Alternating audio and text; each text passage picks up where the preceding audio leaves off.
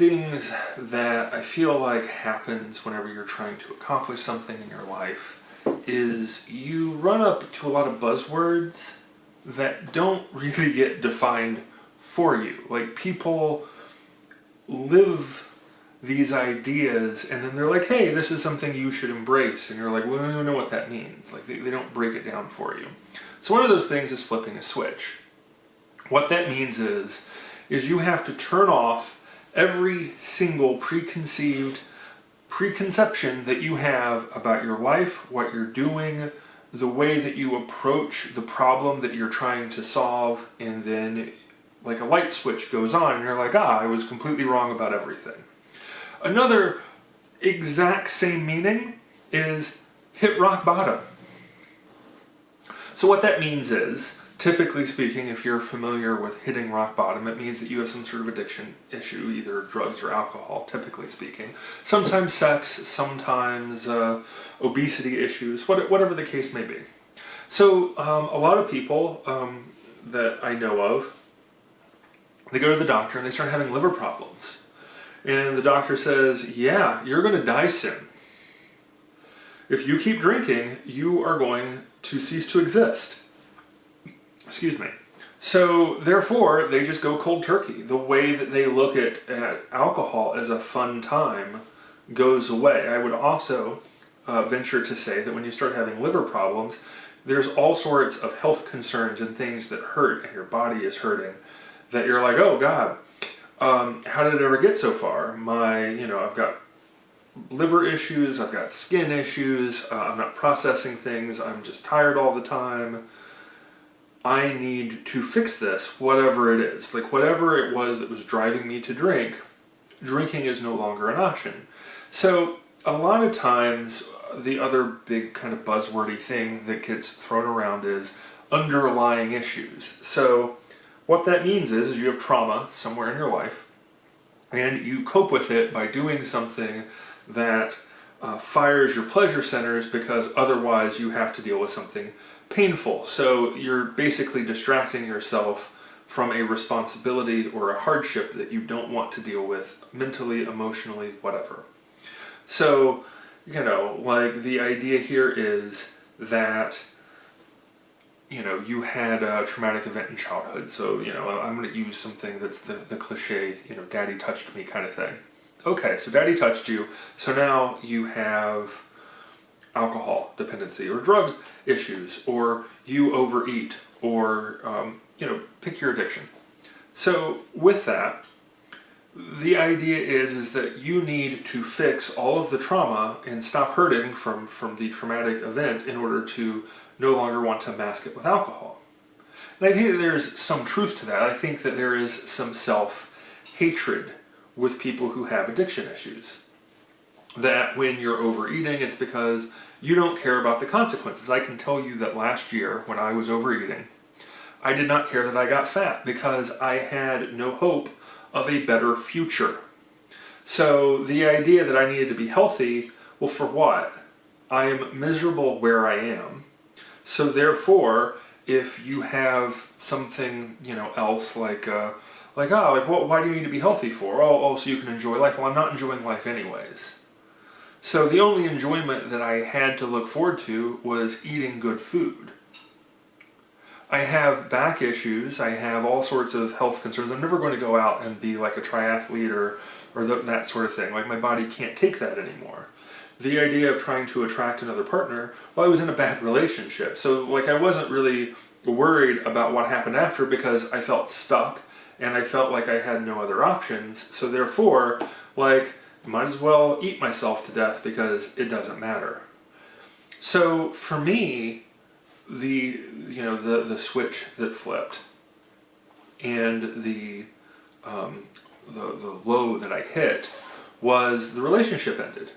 So all of a sudden I had other opportunities. Like, I'm like, I can go do fun things. Oh, I could attract someone who is, an ideal partner. I can have a future that I want. And, like, retroactively, I'm like, well, I could have done all those things beforehand. Like, I should have just initiated things before, but I was afraid of the repercussions taking that step. Like I had that one thing that was standing in my way where I was like, I can't do that because, I don't want to go through the divorce. What are the kids going to do? That sort of thing. And I cared about the kid. So, like I thought that I was creating a better environment by being in the situation. I'm not going to get into that. But the moment I got past that hurdle, and like that was never going to be put back into the bottle sort of thing, and the relationship was demonstrably over, what I came to the realization of is my life is so much better now. I wish it had happened a long time ago. I wish I had done this thing a long time ago beforehand. So, I'm not going to say I was in the best health when I stopped my eating habits and whatever, but I wasn't like, you're going to die in a month if you don't do anything. You're going to die in a year. In fact, you've extensively already cut off 10 years of your life because of all of the bad habits that you've had. I didn't do that. So, I'll give you another great example. I love Penn Jillette, one of my favorite human beings. I think he's wrong about a lot of things. I'd love to debate him. But he talked about on Bullshit, one of his shows, he would talk about, how you don't really, diet and exercise is all just a scam because everybody's trying to sell you something and it's all genetics. So if your parents were fat, you're going to be fat. There's nothing you can really do. And the fat people who were predestined to be fat because of their genes, we're going to make them so uncomfortable and, self-conscious about their weight that we're going to sell them all of these programs that don't work so that we can make a lot of money. And it was a very cynical way of looking at things. And then he got told, hey, you fat fuck, you're going to have a heart attack and die if you don't lose like 150, 200 pounds. And wouldn't you fucking know? Wouldn't you know? He lost it. And all of that genes thing that he was talking about before was all bullshit. That was the bullshit. So I think that, the problem that a lot of people have is they don't put the gun to their head earlier. They don't have that come to Jesus moment, all the cliched terms where you're like, I can actually make changes and improvements in my life.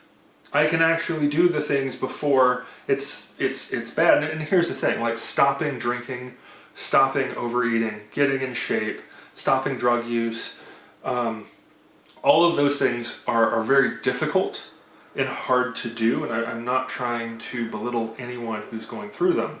I'm currently going through my own weight loss journey.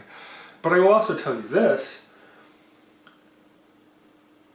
it's much easier to stop before it gets to be that big of a problem. Like, you look around and you see all the alcoholics, and you're like, I should probably not drink very much. Maybe a glass of wine a week kind of thing, maybe for special occasions would be better, but not to binge, not to get drunk, because drunk people, not the best. And if you're going to take on a huge hurdle like that, maybe it's better to look at a big goal that you could have. Starting a business, trying to win the affections or earn someone that you want to be with in your life, trying to do something positive, trying to earn money, trying to start a side hustle, trying to learn investing, trying to learn a new skill. These types of things are going to be much, much more beneficial than waiting until there's an absolute gun to your head problem where you have to then overcome something that you've created for yourself. But regardless, the only way you're ever going to achieve something difficult is to burn the boats, to treat it like it's not an option. The floor is lava kind of thing, and I'm going to do whatever it is that I need to do to get to said goal. And I don't necessarily, because here's the number one thing that I have learned in life. If you're waiting to start, you're already wrong. Like, you need to start doing. Next thing that I will tell you is the why is always, always, always more important than the how. If your mindset is, I would rather die than fail, you'll figure out the how. Like, you might fail 30 times, but you will try 31 times. You will always be thinking that you're not doing enough and like, I'm trying 10 diets, maybe an 11th will work. I'm going to do this and this and this and this. I think you do need to be a little bit calm and like wait for results to come and like not yo-yo around, but at the same time, it's like, I tried this, did it for a couple weeks, didn't work, moved on to the next thing, moved on to the next thing, moved on to the next thing. Because if it's really, really, really important to you, you will figure out a way to do it. That's flipping the switch. That is, everything else doesn't matter. This is a priority.